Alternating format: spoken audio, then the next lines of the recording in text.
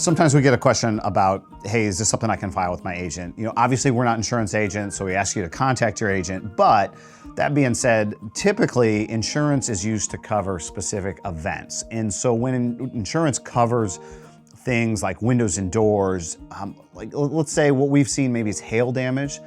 So you've got aluminum windows, maybe builder grade aluminum windows, the hail hits it and creates dents. Oftentimes you might be able to talk to your insurance agent and have that covered. Just some of the wear and tear maintenance, just 30 years of water hitting the window or door, typically you're not gonna find that. I think an insurance company is gonna cover that. When you wanna involve the insurance, is if you have the question, obviously call the agent, but it's gonna be an event. And here in Kansas City, we're gonna have wind, rain, hail, almost every year.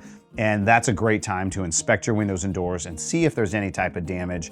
And it's worth talking to your agent or giving us a call, and we'll come out and consult with you.